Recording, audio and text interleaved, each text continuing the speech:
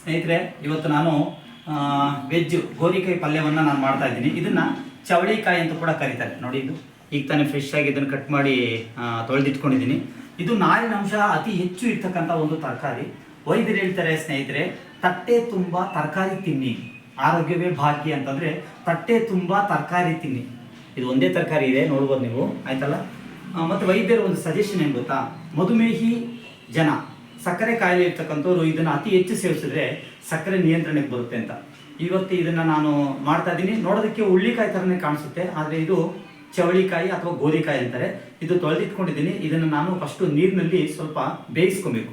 ಬನ್ನಿ, ನಾನು ಚವಳಿಕಾಯನ್ನು ನೀರಲ್ಲಿ ಹಾಕಿ ಅದನ್ನು ಒಂದು 5 ನಿಮಿಷ ಬೇಯಕ್ಕೆ ಬಿಡ್ತೀನಿ. ನೋಡಿ, ಹಸಿರಾಗಿರ್ತಕ್ಕಂತಹ ಗೋರಿಕಾಯಿ, ಚವಳಿಕಾಯಿ ಅಂತೇಳಿ ಇದನ್ನು ಕರೀತಾರೆ.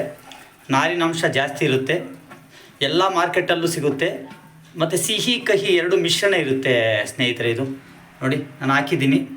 ಇದು ಸ್ವಲ್ಪ ಒಂದು 5 ನಿಮಿಷ ಬೆಂದ ಮೇಲೆ ಇದು ಹೇಗೆ ಮಾಡೋದು ಅಂತ ನಾನು ಹೇಳ್ಕೊಡ್ತೀನಿ.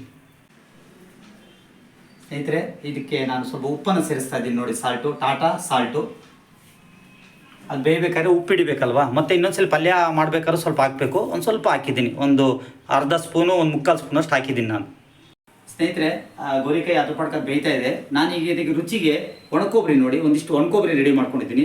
ನೋಡಿ, ಇದು ಮಿಕ್ಸಿಗೆ ಹಾಕ್ಕೊಳಲ್ಲ, ಇದನ್ನು ನಾನು ಹಳೆ ಕಾಲದ ಸಿಸ್ಟಮ್ ಥರ ಅದನ್ನು ಪೇಸ್ಟ್ ಮಾಡ್ಕೊತಾ ಇದ್ದೀನಿ.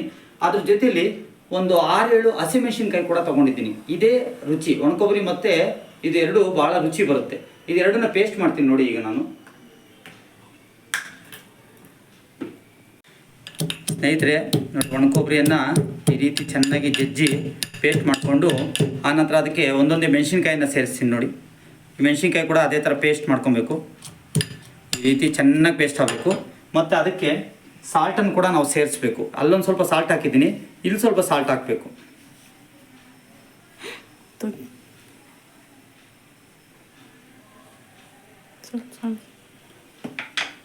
ನೋಡಿ, ಇದನ್ನೆಲ್ಲ ಪೂರ್ತಿ ಚೆನ್ನಾಗಿ ನುಣ್ಣಗೆ ಪೇಸ್ಟ್ ಮಾಡ್ತೀನಿ. ಆನಂತರ ನಾನು ಮುಂದಿನ ಹಂತ ಹೇಳ್ಕೊಡ್ತೀನಿ. ನಾನು ಒಂದು 10 ನಿಮಿಷ ಆಗಿದೆ. ಗೋರಿಕಾಯಿ ಚೆನ್ನಾಗಿ ಬೇಯ್ತಾ ಇದೆ. ಚೆನ್ನಾಗಿ ಬೇಯಬೇಕು, ಯಾಕಂದರೆ ಪಲ್ಯದಲ್ಲಿ ಅದು ಜಸ್ಟ್ ಮಸಾಲೆಯಲ್ಲಿ ಮಿಕ್ಸ್ ಆಗೋದಷ್ಟೇ.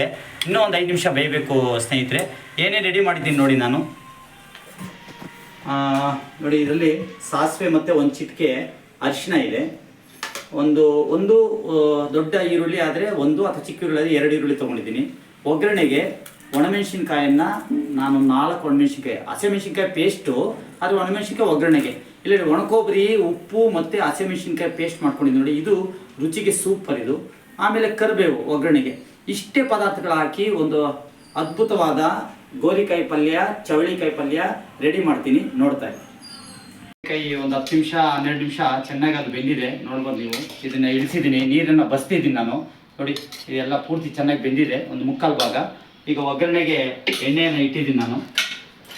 ನೋಡಿ, ಏನು ಹಾಕಬೇಕು ಅಂತಂದರೆ ಫಸ್ಟು ಸಾಸಿವೆ ಹಾಕಿದ್ದೀನಿ. ಆಮೇಲೆ ಕರಿಬೇವು, ಆಮೇಲೆ ಒಣಮೆಣಸಿನ್ಕಾಯಿ ಹೇಳಿದ್ನಲ್ವ ಒಗ್ಗರಣೆಗೆ ಹಾಕ್ಬೇಕಂತ, ಒಂದು 4 ಒಣಮೆಣಸಿನ್ಕಾಯನ್ನು ಕಾದಿರಿ ಎಣ್ಣೆಯಲ್ಲಿ ಸೇರಿಸ್ತಾ ಇದ್ದೀನಿ ನಾನು.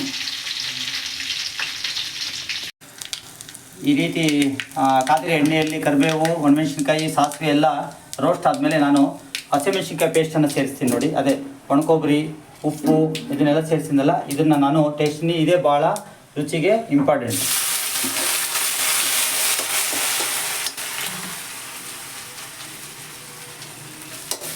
ಅದು ಎಣ್ಣೆಯಲ್ಲಿ ಚೆನ್ನಾಗಿ ರೋಸ್ಟ್ ಆಗಬೇಕು. ಒಂದು 5 ನಿಮಿಷ ಘಾಟ್ ಹೋಗಬೇಕು.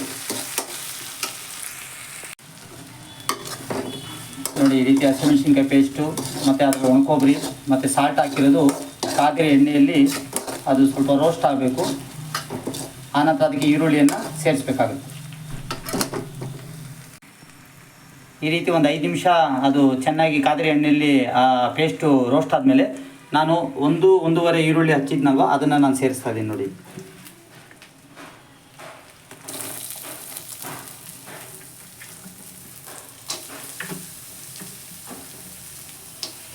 ಇಷ್ಟೊತ್ತು ಸಣ್ಣ ಉರಿ ಇತ್ತು, ಈಗ ಅದನ್ನು ದೊಡ್ಡ ಉರಿಯಾಗಿ ನಾನು ಅದನ್ನು ಚೇಂಜ್ ಮಾಡ್ತೀನಿ. ನೋಡಿ, ಯಾಕಂದರೆ ಈರುಳ್ಳಿ ಕಂದು ಬಣ್ಣಕ್ಕೆ ಬರಬೇಕು.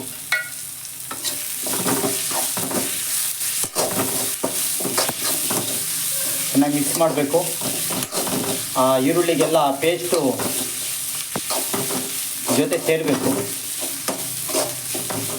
ಈರುಳ್ಳಿ ಬ್ರೌನ್ ಬಣ್ಣಕ್ಕೆ ಬರೋವರೆಗೂ ಹುರಿಬೇಕು.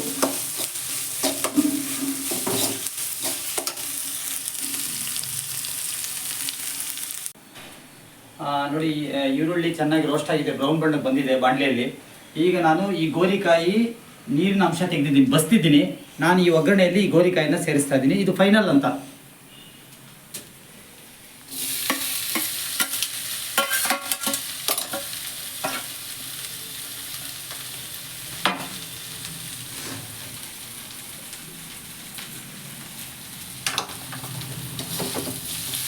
ನೋಡಿ, ಈ ರೀತಿ ಚೆನ್ನಾಗಿ ತಿರ್ಸ್ಕೊಡ್ಬೇಕು.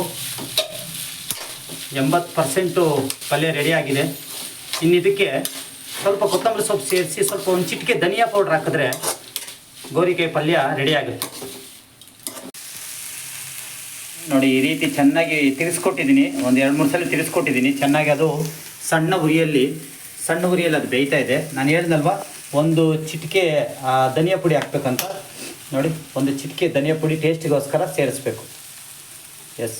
ಆಮೇಲೆ ಒಂದು ಸ್ವಲ್ಪ ಕೊತ್ತಂಬರಿ ಸೊಪ್ಪು, ಮಾಮೂಲಿ ಅದು ಎಲ್ಲ ಒಂದು ಅಡುಗೆಯಲ್ಲಿ ಬಳಸ್ತಿರಲ್ವ, ಕೊತ್ತಂಬರಿ ಸೊಪ್ಪನ್ನು ಅದ್ರ ಮೇಲೆ ಉದುರಿಸಿ ಇನ್ನೊಂದು 5 ನಿಮಿಷ ಬಿಟ್ಬಿಟ್ರೆ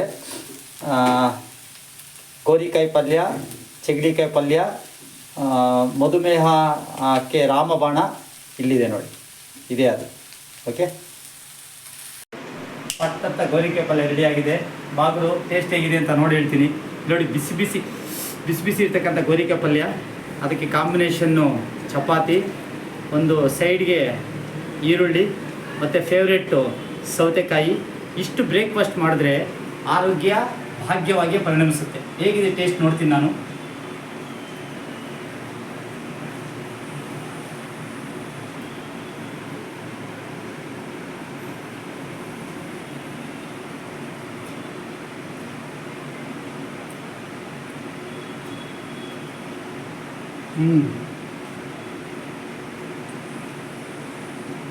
ಹೇಳ್ತೀನಿ. ಉಪ್ಪು ಖಾರ ಎಕ್ಸಲೆಂಟು, ಮಾತಾಡೋಂಗಿಲ್ಲ. ಅಂದರೆ ಪಲ್ಯ ತಿಂದು ಹೇಳ್ತೀನಿ ನಾನು. ಪಲ್ಯ ತಿಂದು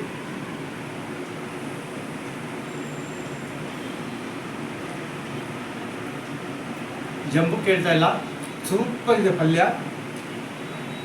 ಆಹಾ ಎಂತ ರುಚಿ ಗೋರಿಕಾಯಿ ಪಲ್ಯದ ರುಚಿ, ಆಹಾ ಎಂತ ರುಚಿ ಗೋರಿಕಾಯಿ ಪಲ್ಯದ. ನೀವು ಕೂಡ ನಾನು ಏನು ಸ್ಟೆಪ್ಸ್ ಹೇಳಿದ್ರೆ ಅದನ್ನು ಫಾಲೋ ಮಾಡಿ. ಹೇಗೆ ಬಂದಿದೆ ಟೇಸ್ಟು ಅಂತ ನನಗೊಂದು ಕಮೆಂಟ್ ಬಾಕ್ಸಲ್ಲಿ ಹೇಳಿ. ಒಂದು ಸಬ್ಸ್ಕ್ರೈಬು ಹಸಿಮೆಣಸಿನ್ಕಾಯಿ ಮತ್ತು ಒಣಕೊಬ್ಬರಿ ಪೇಸ್ಟ್ಗೆ, ಒಂದು ಕಮೆಂಟು ಗೋರಿಕಾಯಿ ಪಲ್ಯಕ್ಕೆ, ಒಂದು ಶೇರು ಈ ಒಂದು ರೆಸಿಪಿಗೆ. Thank you.